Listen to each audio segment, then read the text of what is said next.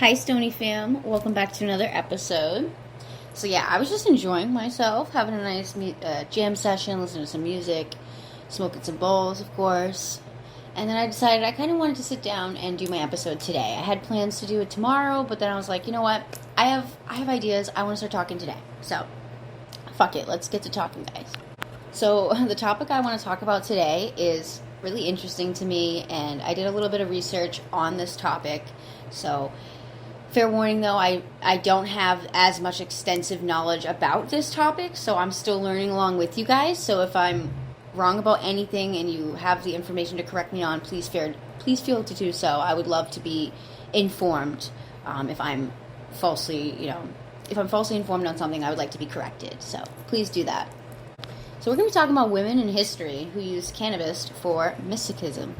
So way back in the day, there were people called mystics who would tap into these otherworldly energies that they would possess, and they were very precious to really high people in status and power, like rulers and those of royalty, even some like peasants and stuff like that. But they were really important to those that had status.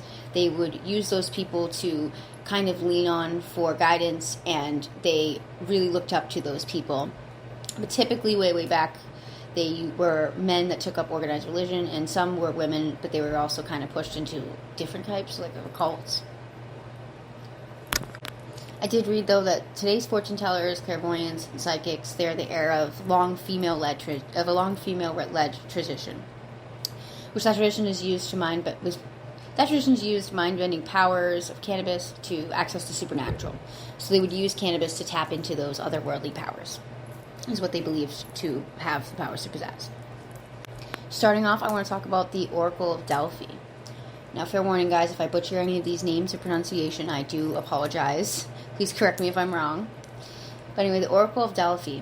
This was around about 200 BCE or earlier, up to even like 300 CE, I think. I could be wrong about the dates. This particular woman I'm talking about is named Pythia. She had the ability to communicate with the Greek god Apollo, who is often also called the Python Slayer.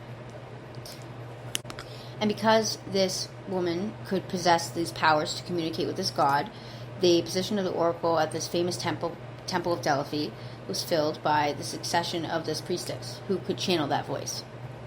So she was given her own temple. They also did this because she was said to have also, quote-unquote, warned Aphidius, I'm probably pronouncing that wrong, of his tragic fate, that he was going to be killed by his father to marry his mother. Very fucking disturbing, also. Don't even want to think about that. That's horrible. Can't even understand why that would need to happen. But anyway, but because of all those things combined that she was doing, giving warning to them about what was going to happen to Aphidius, I'm sorry, I'm so bad at pronouncing it. It's spelled Oedipus. Terrible pronunciation today. Sorry, guys. But to describe her actions and how she would carry herself, people would say that historians would say she was often found chewing bay leaves. She would inhale smoke from a variety of different plants. And she would be sitting over a chasm in a rock, and she would draw in the vapor from the smoke. She would kind of just move her hands around and play with it and kind of be one with whatever she was inhaling.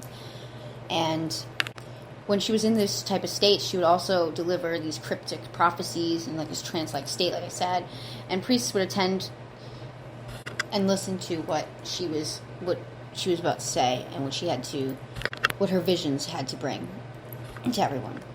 When they said that she was chewing the bay leaves before, when I'd said that, so some scholars also, they believed that the bay leaves contained opium and datura. So if that's the case, she definitely probably was in a very high euphoric trance-like state. Definitely different compared to what you would be in from just consuming cannabis, because it would not be that psychoactive. It would be some psychoactive, of course, but not to that extent compared to opium. But other scholars, they believed that she was just more so consuming cannabis and barley and another plant called laurel.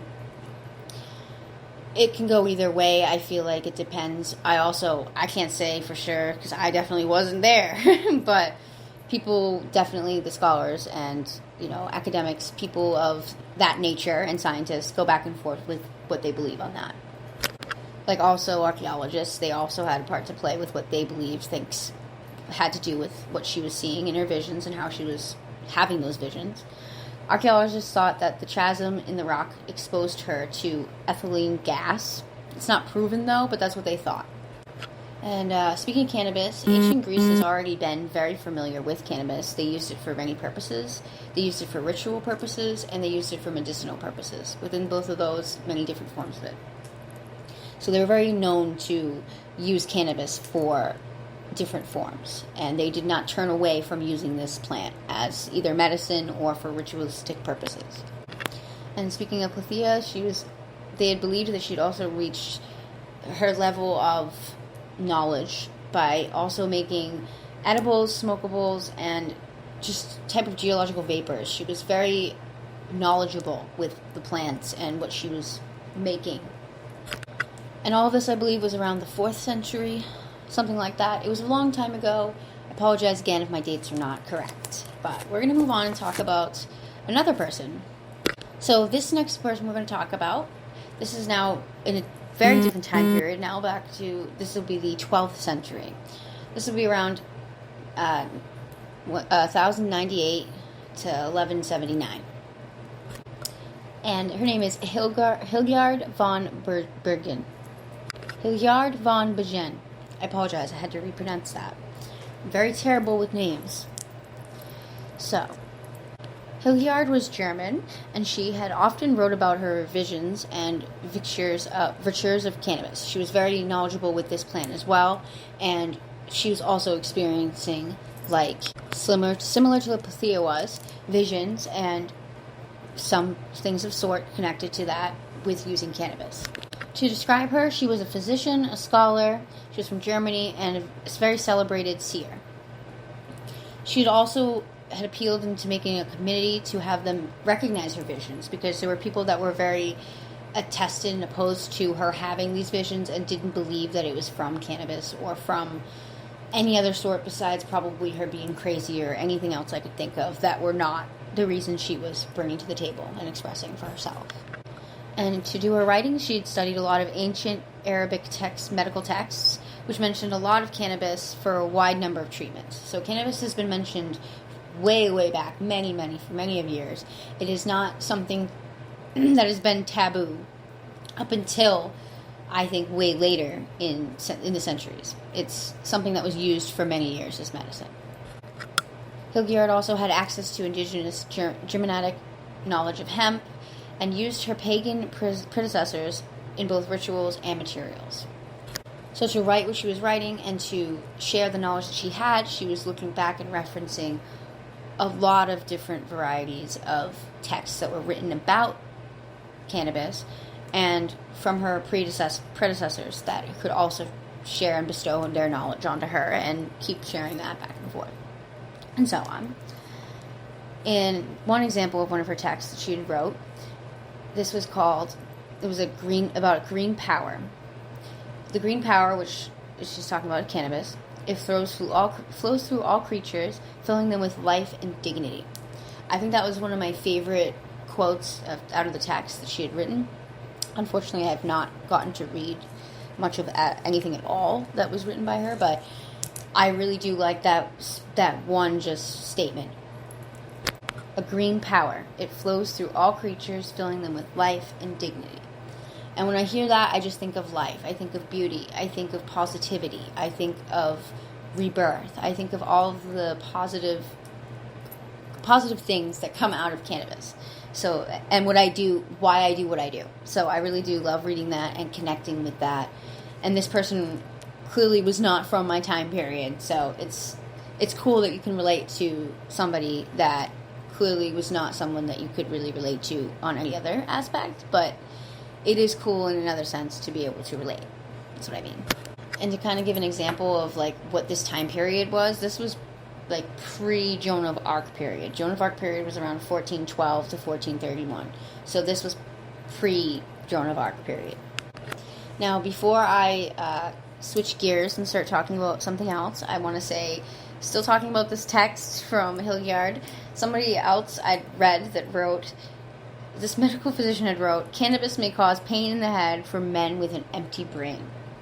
So what I took from that, I think that that's very much a metaphor, metaphorically speaking. Like, people that have very empty-minded, they're not open-minded, and are very determined in their ways of thinking that cannabis is just not good and don't want to open up their brain to any other background knowledge to prove that that's not true. But I think that that's what that means. I think that means people who are very ignorant and don't really know what they should know, or possess that knowledge and just don't care, whatever the case may be. I think it means the people that, but in this particular case, I think it means the people that just don't want to even open up their mind to knowing more and don't know anything beyond what they know and still push the negative opinions onto others or into their own brains.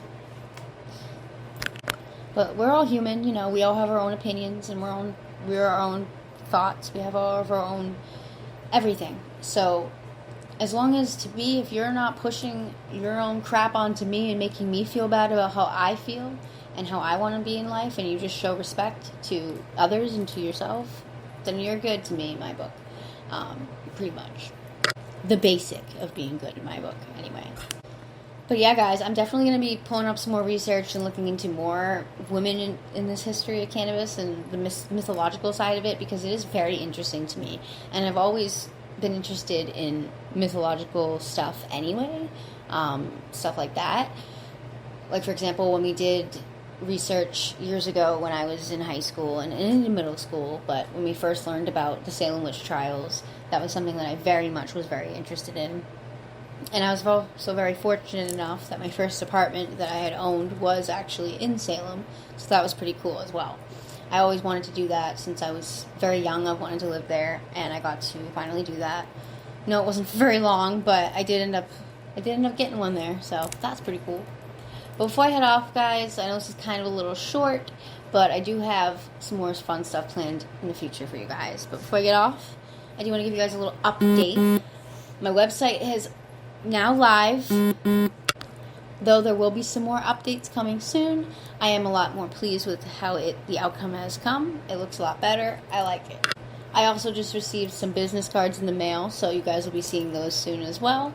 Be sure to be peeking up on my Instagram story and also on my Twitter, because I do have some fun news for you guys soon. I can't say yet. I know it's annoying when somebody says they have something to share with you and then they don't tell you what it is, but in this case it is a surprise. It is very important and special to me, and I think you guys will also be looking forward to it. So I'll let you guys know some updates as soon as I have them, but when I do, they will be there on my website, on my Twitter, Instagram, or all of the above, so feel free to check those out. And yeah, thanks guys for listening. I really do appreciate it. It means a lot to me. When I started doing this podcast, I did not expect to get any viewers at all, any listeners. It was more so just for myself and something to keep myself busy and to give myself worth again and feel good about what I was doing until I was able to find myself again. And I really do appreciate everybody that's been listening, especially those who have been here since the very beginning. I love you guys. Thank you guys so much. Big shout out to my Stoney fam on Twitter. Again, I love you guys so much. In the dojo, I appreciate you guys for letting me join in and being able to talk to you guys. Every one of you guys, seriously. And side note, I've also been feeling very creative lately and coming up with a lot of really great art pieces that I'm very proud of.